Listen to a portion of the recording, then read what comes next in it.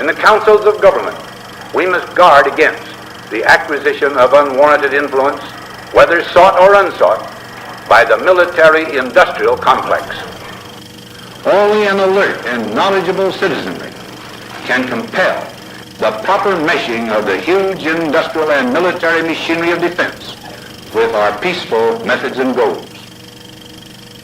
The cost of one modern heavy bomber is this: a modern brick school in more than 30 cities. It is 2 electric power plants, each serving a town of 60,000 population. It is 2 fine, fully equipped hospitals. Yeah, that's enough of that.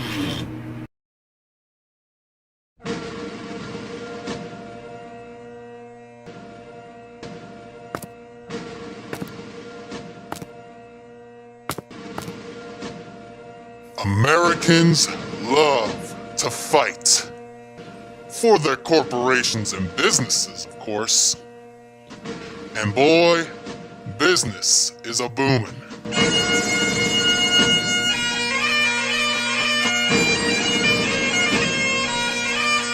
Americans are used to war. We've always been in wars. We've had a war every 20 years since we were created. Technically, we're still in war in the Middle East, the longest war we've ever had. And what freedom we've given those people. But we do miss the good old days of the Cold War. And by we, I mean these folks. Proxy wars, united behind enemies, and endless tension of nuclear annihilation. Nothing brings back those memories like the first Cold War. The first Cold War is where we had massive military buildups, science and technology development pretty much geared towards weapons of mass destructions, and the killing of so many black and brown men, women, and excuse me, had to count myself there.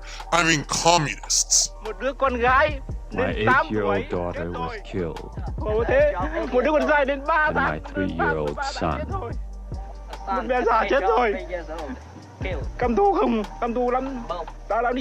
Nixon, murderer of civilians. What have I done to Nixon so that he comes here to bomb my country? I'll give you my daughter's beautiful shirt. Take it back to the United States. She will never wear the shirt again. Throw the shirt in Nixon's face. Tell him she was only a little schoolgirl. We call it the Cold War because we never went to war with this guy, you know, the USSR. And even though our military was responsible for killing millions during this era, along with a massive side effect from our interventions, including bombs dropped like napalm in places like North Korea and Vietnam, we still consider it a Cold War. People would suffer. They would live, but they would suffer, you know, then often they would die afterwards. And this would cause people to have to take care of them, you know? We avoided huge conflicts with the Russians, and that's what mattered. We know war with the big country would spell disaster for humanity. And where will the profits come from if we don't have the masses to exploit, if they're all dead? No. Instead, we just fight for a sphere of influence while slowly choking them out until their ultimate collapse. But once this guy fell, there was a period of peace, you can say. Military spending wasn't increasing and actually dropped some years. We could not have that. But then this happened.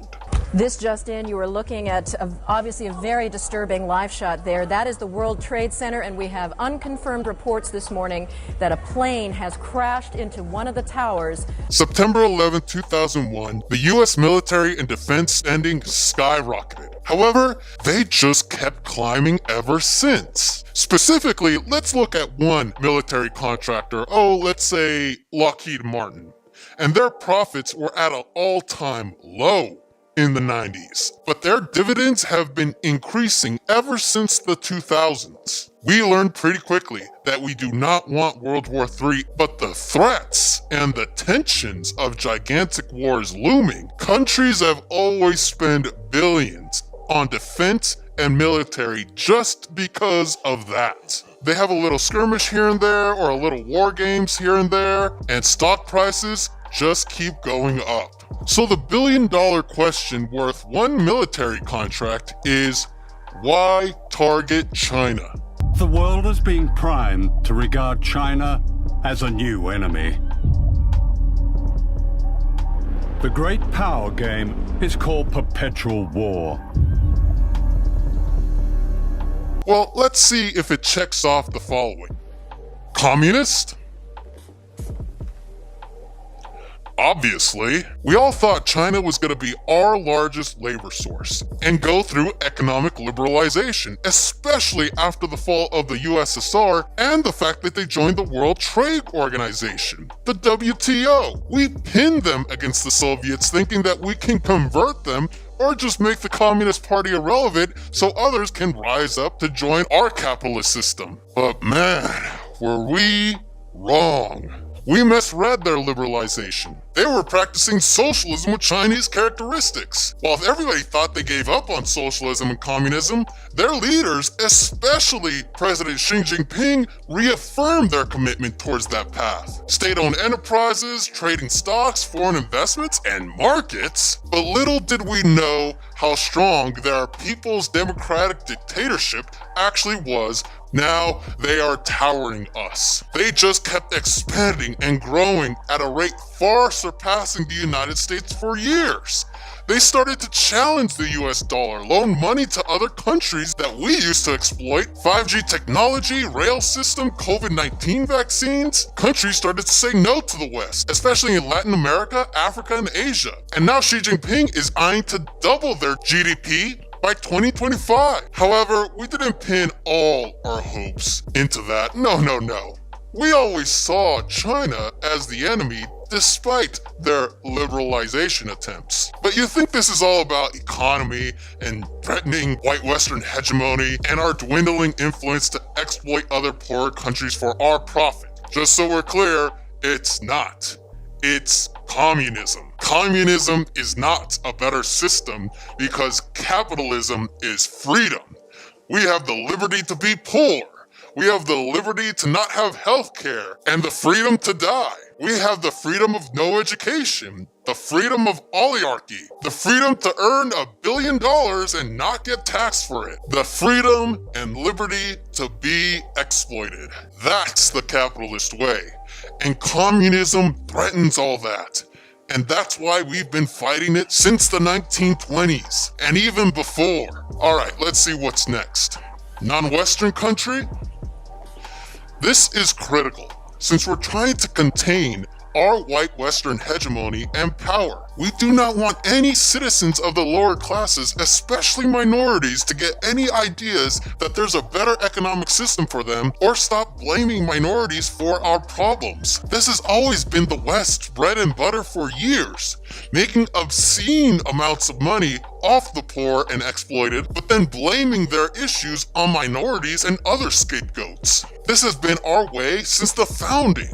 China brings a threat to that, either inviting Huey Newton to their country all the way to developing Africa at a scale never seen before. NBA player David West probably said it best here. And they teach their children that this should never, ever, ever, ever happen again. That at no point ever should China accept the ways of other people over their own. That no way should the Chinese people ever allow their nation to work better for other people, all while doing harm to their own citizens. This is why China has risen in the last 70 years the way it's risen. Peacefully, intact, culturally, as solid as a nation has ever been in the history of the world. So the idea that somehow beating up black people in the street, executing people on camera, over-sentencing people, continuing to purport and produce racist ideology, continuing to have a system that puts profits for businesses over people, continuing this whole idea that white people are right and white people are the default, and that white supremacy and Western ideology is to be the main course meal for everybody on the planet. Continuing to promote this is only speeding up the decline of this nation. All right, let's see what's next. Large country? We have a country of 1.4 billion people that we've been trying to contain since the end of World War II. Containment didn't even start with Trump, Obama, or Bush. Sure, they did their part, whether it's trade wars, Hong Kong, the pivot to Asia strategy, TPP, or other military strategies disguised as something else. We really upped their containment ever since World War II. In fact, do you know the real reason why we, the military, went into Vietnam during the 60s? You think it was to protect freedom and capitalism in Vietnam? No. No, that's what we wanted you to think. The actual objective of the Vietnam War was to contain China. A January 1965 memorandum by Secretary of Defense McNamara stated that the underlying justification was not to help a friend, but to contain China. We gladly sacrificed lives and destroyed Vietnam to use as a pawn against the Chinese. And they were always a threat in 1949, all the way up to now. Even after the Soviet Union collapsed, we still saw China as a threat. And while doing the economic liberation dance, in 2006, we acknowledged that China was and still is the greatest potential of any nation to militarily compete with the United States. We used our economic liberalization to take a peek at their military spending and to stop its influence in the Pacific because it's interfering and encroaching with our influence. China is a country with vast population, resources, and military, and threatens white Western hegemony, and why we've been containing them since World War II. Smaller countries for proxy wars? Oh yeah, big time, no doubt our strategy.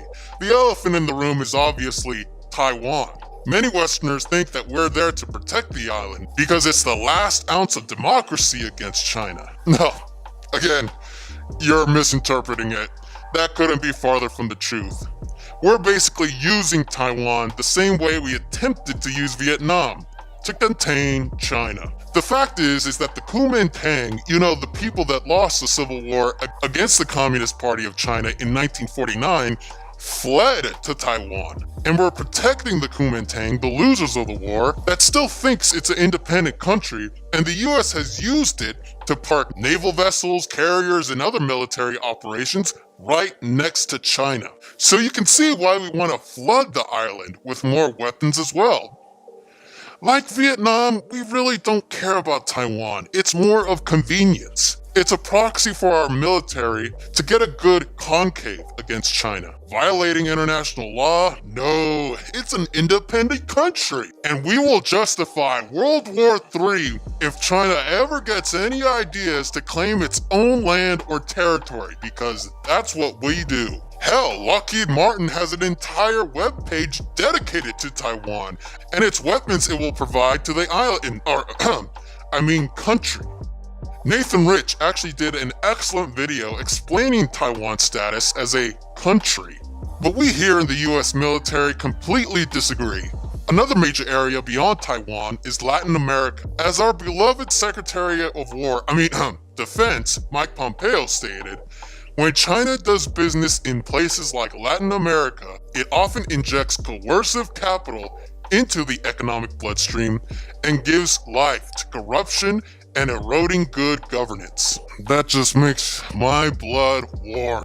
Seriously, check out this entire document on China and Latin America and how we, the United States, are so worried about losing influence over countries we've ruled for generations. As John Bolton said, the Monroe Doctrine is alive and well, and we intend to exert our influence in these countries, specifically in Bolivia. Well, at least we tried. But hell, even our boy Elon Musk confessed to the whole thing, while we had other outlets deny that it even happened. But damn it, Moss and Evo came back with full force recently with their democratic elections. What disrespect they had, especially for the true president of Venezuela right here.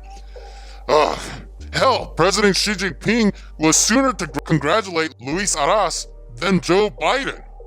But we all know who the US military will protect between Biden and Trump, right? Anyways, these places are great tension spots for proxy wars with China. So far, they haven't taken the bait, but little do they know we always have a little something up our sleeves. Warmongers. Boy, did we have some fun with our warmongers with Trump. From John Bolton to Steve Bannon, all the way down to our token Cuban senator, Marco Rubio, that got Trump Florida. Boy, the military-industrial complex has an easy time influencing Congress through lobbying politicians against China and contributing to their campaigns. But let's not stop there. Our top 4 military companies in the United States are Northrop Grumman, Raytheon, Boeing, and Lockheed Martin. All grease the gears of war through their political contributions and lobbying, spending millions of dollars in that, but what they get in return is billions. So definitely a big return on their investments. Hell, they're literally the 1% of lobbying and contributions to politicians, except for Raytheon. And many of these politicians have stocks in at least one of these companies. Take for instance Senator Mike Conaway, who stated he has $15,000 to $50,000 in investments with Raytheon, and has not only said a bunch of negative things on China, but also introduced legislation increasing military spending and war games in the South China Sea. He is literally doing our bidding so he can profit. What a great American. Let's not stop at the American political system, because the military-industrial complex does not stop there either. The Australian Strategic Policy Institute, or ASPI, they get paid to peddle our propaganda to the point where China considers suing them for libel and slander due to their falsehoods that asserted genocide and maltreatment of the Uyghurs. The same institute convinced the West to impose sanctions and started an international hate campaign. Guess who funds them? That's right, the military-industrial complex. They receive millions from these military companies, and that's not even all. Military and defense branches from all over the world, including Israel, the UK, Japan, and Australia, funds them millions every single year. Oh, didn't you know that governments are included in supporting this military-industrial complex? It's not private anymore.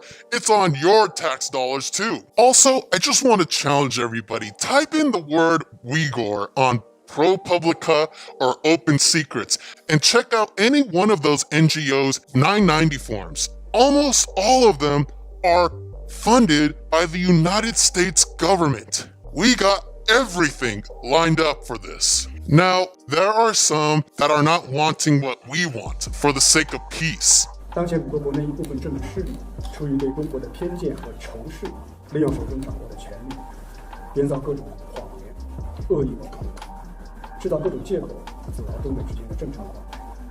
他们这么做，就是想复活麦卡锡主义的幽灵，破坏中美之间的联系，煽动两国民的对立，损害两国互信的根基，从而把中美再次拖进冲突与对抗，把世界重新推入动荡与分裂。